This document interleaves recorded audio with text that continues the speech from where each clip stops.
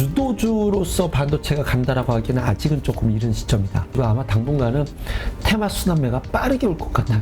연준이 금리 인하한다 소리 나오잖아요. 그럼 저는 주식 팔 것 같아요. 지금 금리 인하한다라는 건 욕심을 버리고 인내심을 가지라라고 말씀을 드리고 싶습니다. 지금 반도체와 관련해서 참 이슈가 커요. 그러니까 지금 상황이 너무 안 좋다. 그래서 당분간은 쳐다보지 마라. 반대편 사이드에서는 이럴 때 안 사면 언제 사냐. 안 좋을 때 사야 된다. 그래서 논란이 많은데 어쨌건 뭐 외국인들은 계속 사고 있어요. 특히 하이닉스 같은 경우는 뭐 3주 가까이 계속 산 것 같아요. 네. 이런 흐름 어떻게 봐야 됩니까? 글쎄요. 일단은 그 지수 저점에서 반도체를 샀다기보다 우리나라 증시를 샀다라고 봐도 무방하지 않나라는 생각이 듭니다. 일단은 어쨌든 영원히 하락할 것만 같았던 삼성전자와 하이닉스 이렇게 탄력적으로 올라와 준 부분이 사실은 제가 지수 저점을 논할 수 있었던 결정적인 트리거 역할을 한 것도 사실이고요. 반도체 업황만 말씀드리면 안 좋은 건 다 알아요. 시장이 충분히 반영이 되어 있기도 하고요. 그런데 지금 안 좋다라고 하는 반도체 사이클만 갖고 얘기에는 조금 부족한 부분이 있는 것 같습니다. 왜냐하면 내년에 서버 투자가 이어질 것이고 내년에는 이제 서버 투자가 어떻게든지 하지 않겠습니까? 글쎄 막연한 이야기일지 모르겠습니다만 그리고 이제 올 연말 되고 하면은 내년에도 햇빛 전망들을 내거든요. 그렇기 때문에 지금 내년에 더 안 좋다라는 것도 시장은 어느 정도 감지를 하고 있기 때문에 속도의 문제지 이제 어느 정도는 반영이 되어 있지 악재들은 충분히 좀 반영이 되어 있지 않나는 생각이 듭니다. 그래서 지금 당장 반도체 사이클로 말씀드리기에는 조금 이른 감이 있습니다. 변수가 있다면 지금 미국과 중국이 고래 싸움을 하잖아요. 그렇죠. 반도체를 가지고 고래 싸움. 이제는 화웨이까지 잡으려고 하는 모습을 미국이 노골적으로 보이고 있기 때문에 우리나라가 중간에 딱 껴있거든요. 그리고 미국은 지금 진짜 트럼프 대통령이나 바이든 대통령이나 똑같이 자국 기업 우선주의 정책을 취하고 있기 때문에 우리나라가 조금은 좀 탄력이 좀 둔화될 가능성은 염두에 두고 있어야 되지 않을까라는 생각은 들어요. 아직까지는. 그런데 그 이후에 거기서 어느 정도 미국이 이제 마이크론 인텔을 키우겠죠.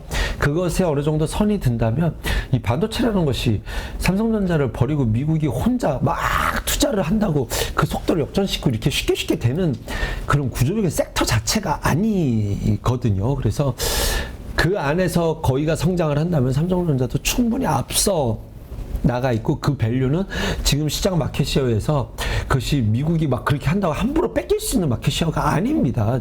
비메모리, 메모리라는 것이. 삼성전자가 그렇게 투자한다고 해서 TSMC를 못 따라갈 거라고 상당히 오래 길게 보고 있는 것처럼 그래서 결국은 이제 조금 밸류에이션을 좀 덜 한다 하더라도 이제 지금은 좀 너무 나쁘게만 볼 필요는 없다라고 좀 요약을 해드리고 싶네요. 네. 지금 뭐라 그럴까요?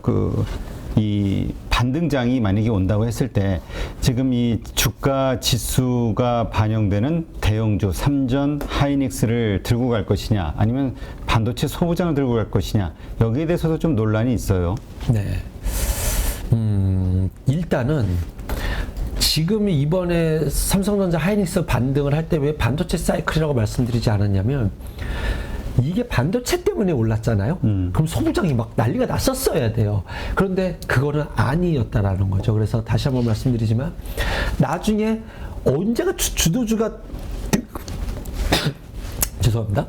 주도주가 등장을 할 때 그때 반도체라면 그때는 당연히 소부장이 훨씬 탄력적으로 움직일 거라고 저는 생각을 합니다. 그런데 아직까지는 그거라고 말씀드리기는 어려울 것 같고 지금은 저점에서 반등을 해서 저점을 만들어가는 과정이고 반도체 주도주가 되는 사이클은 조금 시간이 필요하지 않을까. 왜냐하면 지금 일단은 투자 사이클을 이러면 일단 멈춤을 해봐야겠다라고 삼성도 이제 그런 스탠스를 조금 느리더라도 그런 스탠스를 취하고 있기 때문에 소부장 정말 매력적이고 싼 자리에 있는 종목들이 수두룩하지만 주도주로서 반도체가 간다라고 하기에는 아직은 조금 이른 시점이다. 지금 그렇다면 반도체 조금 시간이 걸릴 수 있는 반도체보다는 다른 좀 더 빠르게 오를 수 있는 그런 섹터 주식으로 집중하는 게 좋다. 네, 그렇습니다. 그게 아까 얘기하셨던 신재생, 친환경 쪽이고 네, 사이클과 관련된 쪽, 경기 민감주 쪽을 봐야 되지 않을까 생각합니다. 자, 지금 그동안은 여기에 물론 포함이 되는데 태조 이방원이라는 주식이 그동안 주도주의 역할을 해왔단 말이죠. 이제 이번 조정이 좀 마무리가 되고 나면은 다시 새로운 주도주가 떠오를 것이다 라고 얘기하는데, 그렇다면 태조 이방원은 그동안 많이 오른 거에 대한 키 맞추기로 내려와서 더 하락하는 거 아니냐, 지금 물론 많이 내려왔지만 더 하락하는 거 아니냐라고 고민하시는 분들도 있거든요. 뭐 태조 이방원 워낙 9월 달부터 있었던 하락이 너무 커서 태조 이방원도 다 빠졌어요. 지금 다 빠졌습니다. 그래서 이거는 이제는 묶어서 말씀드릴 수는 없을 것 같아요. 하나씩 각계 전투한다면 태양광은 아까 말씀드렸으니 OCI 좀 많이 빠져 보인다, 충분히. 근데 이 종목이 조금 신뢰도가 떨어지는 건 사실이 OCI가 좀 늘 그렇습니다. 그 정도로만 말씀드리겠고, 조선은 유가가 하락하니까 좀 빠져 모습이 좀 보여요. 근데 이제 유가가 바닥을 찍고 좀 고개를 들려고 하거든요. 그래서 올 하반기에 있을 수주 베이스와 기본적으로 깔아놓은 수주 때문에 버텨낼 주가가, 에너지와 힘은 괜찮을 것이다. 이제 조선주가 다른 것들은 다 힘을 못 쓰고 현대 미포조선이 그렇죠. 대장주 역할을 하죠. 현대 미포조선을 압축해서 말씀드려야 될 것 같아요. 그래서 그 다음에 플러스 알파가 되기 위해선 지금 LNG로만 오로지 얘기가 되고 있기 때문에 탱커선과, 근데 이제 벌크선이 이제 나와야 되는데 이쪽은 아직은 조금 답답하다라고 했었을 때는 결국 이제 현대 미포조선을 압축해서 보시되, 지금은 충분히 여전히 저는 현대 미포조선은 유효하다라고 좀 보고 있고요. 2차 전지는 이제는 각계 전투입니다. 2차 전지 이후 최근에도 가장 강한 모습을 보이는 게 2차 전지 쪽인 것 같아요. 글쎄요, 그게 종목별로 강했기 때문에. 그렇죠. 하긴 에코프로, BM 뭐 이런 관련된 주들이 좀 특히 강했죠. 그래서 이쪽 섹터가 다 어느 정도 버텨냈다라고는 말씀드릴 수 있었지만, 그렇다고 해서 좋다라고 말씀드릴 수 있을 만한 상황은 아니지 않나? 이 안에서 종목별로 트레이딩할 만한 종목들은 있다라고 보여집니다. 이제 포스코 케미칼은 그 미국 쪽 라인을 갖고 있기 때문에 저는 이제 거의 원픽으로 포스코 케미칼만 보고는 있는데, 그 외에 나쁘다 이건 아니에요, 사이클 자체. 그리고 지금 기관들도 어떤 운영하는 포지션에 있었을 때 2차 전지가 가장 클 겁니다. 바이오는 이제 쇼커버링 전략이 나오는 상황이니 주도가 아니기 때문에 포트 주도에서는 지금 현재 상황에서는 2차 전지가 제일 큰데, 앞으로 이것이 사이클 전환이 일어나지 않을까, 친환경이라든가 뭐 이렇게 나올지는 모르겠습니다만, 여기서 대단한 수익을 낼 수 있을 것이다는 부분에서는 이제 일단은 우선적으로는 트레이딩 전략 정도로만 봐야 되지 않을까 생각이 들고요. 방사는 뉴스가 하나 떠야 돼요. 이제 뭐 수주 뉴스가 떠야 되는데 기대감이 있기는 해요. 저는 이제 사우디 방한이 이제 취소됐다는 얘기 때문에 한번 일제히 하락을 했는데, 저는 실제로 만약에 사우디에서 네옴시 때문에 방문을 하게 된다면 오히려 방산 쪽 얘기 나오지 않을까라는 생각도 좀 의심을 했었거든요. 원전은 뻔한 얘기였으니까, 이쪽 건설 쪽은. 그래서 오히려 우리가 모르는 부분이 있다면 이쪽 얘기가 나올 수도 있지 않을까라는 생각은 했었는데, 뭐 그 부분은 저의 그냥 천스답으로 기다리는 바람의 뉴스고요. 방사는 좋은 것 사실이다. 그런데 원전처럼 좀 수주에 대한 기대감이 좀 나와야 되지 않을까. 많이 빠진 것 또한 사실이다. 근데 지금은 좀 수주가 나와야 되는데 라는 정도의 좀 의미를 갖고 대응하시면 되지 않을까 생각합니다. 최근에 사실 원전주도 많이 빠졌죠. 빠졌는데 이번에 이제 한수원에서 폴란드 MOU 얘기 나오고 이제 수주에 대한 기대감이 커지면서 이제 다시 하루 급등을 했는데, 이게 언제까지 갈 것이냐라고 좀 부정적으로 보는 분들도 있고, 그 다음에 지금이라도 이제 신규 매수가 됐던 물을 타야 될 때이다라고 보는 분도 있어요. 이제 좀 꾸준히 좀 어느 정도 레벨업을 하지 않겠냐, 이런 기대감 어떻게 보세요? 일단은 탈원전의 기대감은 작년에 다 반영이 됐고요. 근데 이제 뭐가 나와야 되는데 탈원전은 했는데 뭐가 나오질 않는 거예요, 수주가.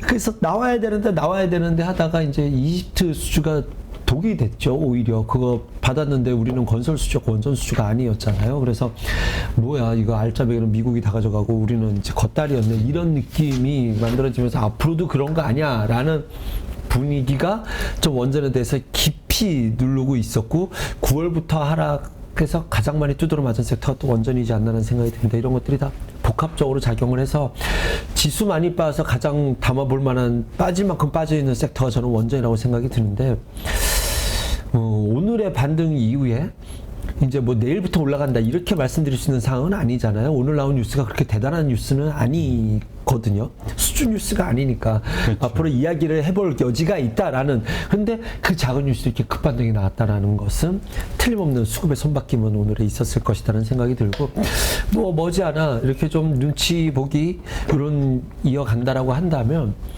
지금 체코, 폴란드, 사우디가 우리가 이제 두산 에너빌리티가 기다리고 있는, 이제 기대할 바하고 있는 원전의 수준인데, 이것이 아니더라도 원전은 지금 전 세계가 탈원전을 공식화했고, 이것이 일단은 수소에너지로 가기 전엔 당장 30년에서 50년은 써야 된다라는 것을 확정사실로 만들어 버렸거든요. 수요는 있을 수밖에 없다. 그렇습니다. 무조건 있을 수밖에 없는데, 이걸 미국이 다 가져간다. 저는 조금, 원래 미국이 사우디 예전에 원전, 아랍에미레이트 쪽 대단히 큰 원전 수주 100조 규모가 넘었었거든요. 근데 그때 우리나라가 다 들어가려고 하니까 미국이 막았었습니다. 그래서 합작해서 같이 들어가자라고 했었는데, 그만큼 우리나라 원전이 미국 대비했었을 때 효율이 나쁘지가 않습니다. 그렇기 때문에 위에 있으면 위에 있다라고 말할 수도 있을 정도로 충분히 그 매력 가치는 있다라고 보시면 될 것 같고요. 이후에는 이제 뭐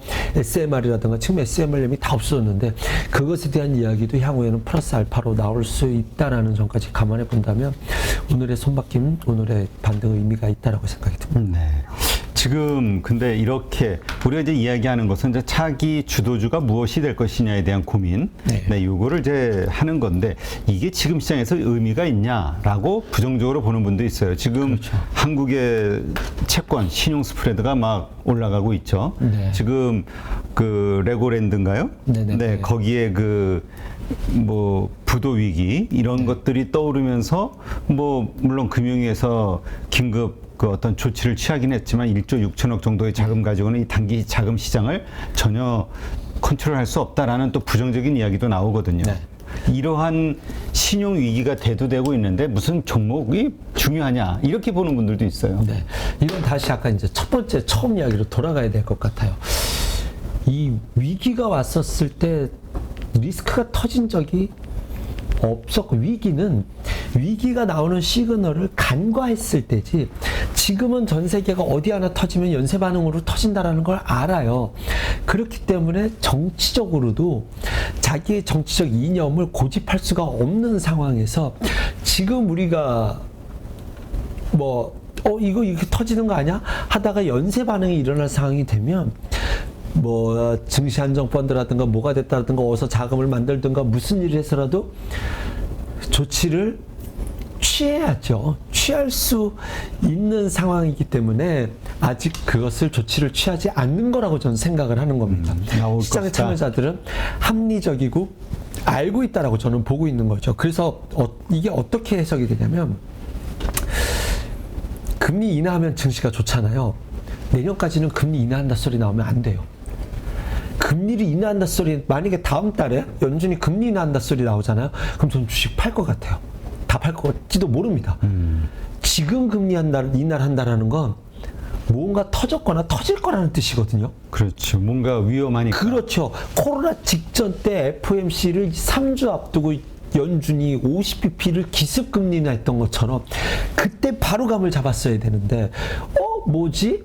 라는 의심에서만 머물렀던, 이제 제가 좀 그때 안타깝긴 하지만, 어쨌든 지금 금리 인하를 안 간다라는 것은 반대로 역설적으로 대응할 수 있는 무언가가 있다라는 것으로 시장을 합리적이다라고 봐야 되지, 터지지 않았던 뉴스 상황에 대해서 공포는 이미 충분히 좀 반영이 됐다라는 것을 그렇다면 지금 뭐 그 회사채 단기 신용 이쪽 시장에 무슨 신용 스프레드가 뭐 금융위기 이후 최대치다. 네. 코로나 때보다도 뭐 코로나 때는 뭐 75bp였는데 지금은 뭐 115bp다. 네. 이런 이야기들을 하면서 불안해하는데 네. 너무 흔들릴 필요 없다. 거기에 근본 원인이 된 게 달러 강세잖아요. 미국의 금리 인상입니다. 근데 제가 아까 말씀드렸듯이 연준의 다음 달에 스탠스 안 바뀔 거예요. 우리 계속 이대로 갈 거야. 근데 지금 이대로라는 것은 4.25, 4.55가 반영된 거잖아요. 이거는 지금 시장에 반영이 되어 있다라고 보거든요. 그 이후에 진짜 우리의 목표 금리는 5.5 이렇게까지 말을 하기는 조금 부담스럽고 그거는 합리적이지 않다라고 저는 보는 거죠. 왜냐하면 다른 인플레이션은 다 잡혔고 주택 가격 그 임대료 때문이라고 한다면 이거는 상당 기간 지켜봐야 되니 이 정도 수준에서 내년에 어떻게 되는지를 지켜보면서 언제든지 우리는 금리를 더 올릴 수 있어라고 겁을 주면서 지켜보는 것이 합리적이다라고 한다면 그 금리는 지금이 반영이 돼 있으니 지금 이 시점에서는 이제 우리가 악재들이 상당 부분 노출되어 있는 상황까지 와 있지 않나라고 생각이 들고, 근데 이제 진짜로 연준이 우리 목표금리 6%다 이렇게 말해 버린다면, 그리고 그것이 실제로 미국 단기물에 반영이 된다면 추가 하락은 피할 수 없으리라고. 그러니까 현재의 스탠스, 현재의 네. 조건, 환경 하에서는 네.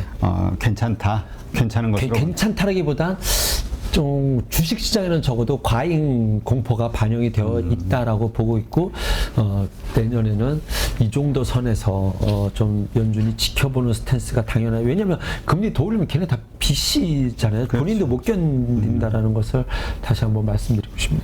네, 하여튼 이 신용 스프레드 이 문제가 어떻게 잘 가라앉는지 한번 지켜봐야 될 것 같고요.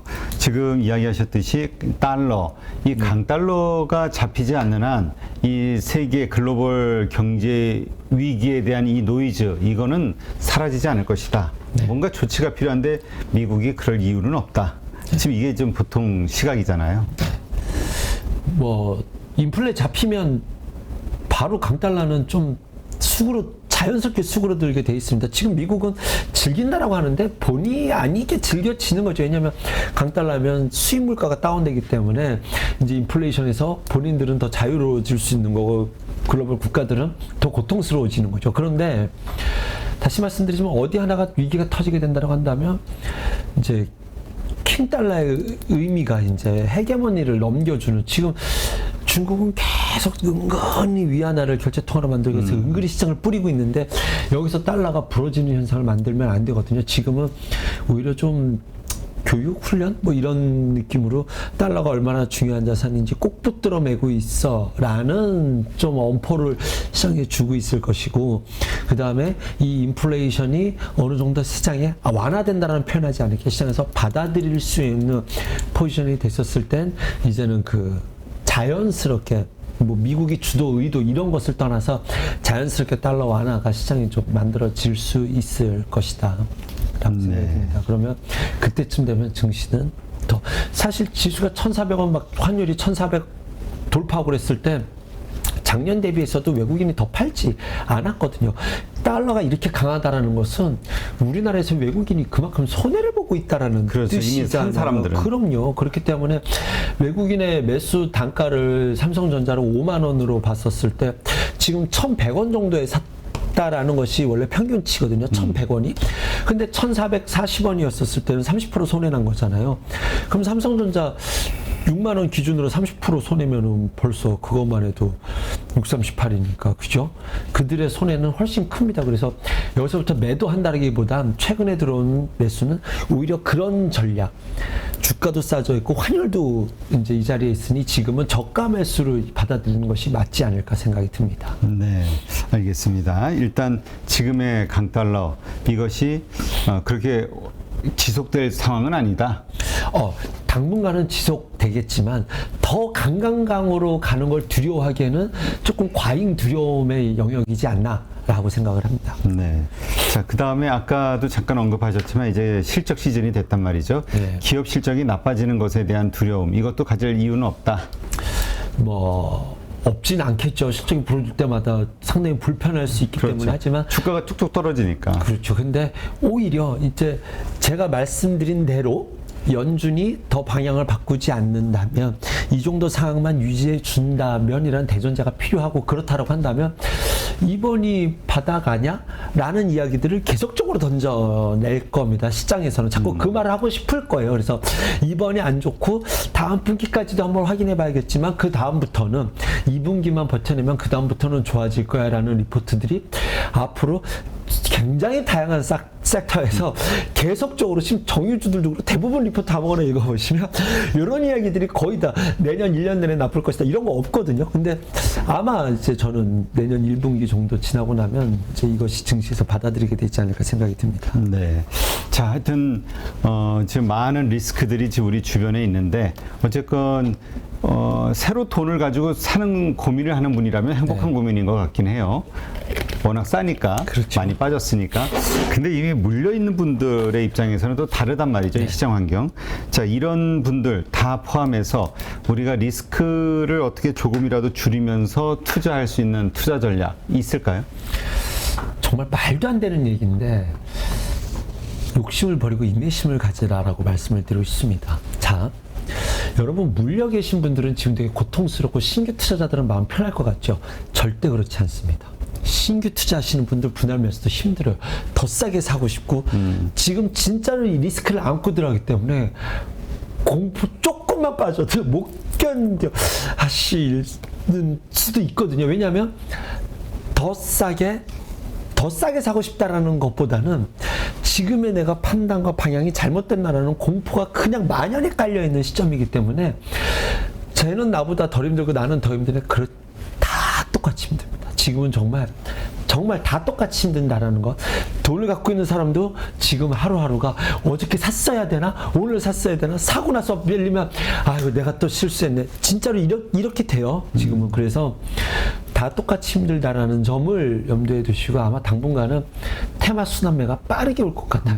빠르게 올 것 같기 때문에 빠르게 온다는 건 잠깐 있다가 또 생명력도 짧게. 그렇죠. 그러니까 반도체 좋았다가 그 다음에 뭐 게임주 좋았다가 바이오 좋았다가 지금 뭐 메타버스 좋았다가 또 원전 좋았다가 뭐 이렇게 가잖아요. 또 내일은 또 내일의 종목들이 있을 겁니다. 이 안에서 풍력이 될지 뭐 친환경이 될지는 모르겠죠. 조선주가 될지 이렇게 막 빠르게 막 돌아다니다 보면 어떤 느낌이 드냐면 남들은 다 잘 되는데 나만 결단 섬에 있고 나도 한 종목 있는데 그 비중이 몰빵이 아닐 거잖아요. 그러니 올라온다고 팔 수도 없고 계좌는 그 자리에 있는 것 같은 상대적 박탈감이 계속 나를 짓누르게 될 때 무리수를 두게 돼요.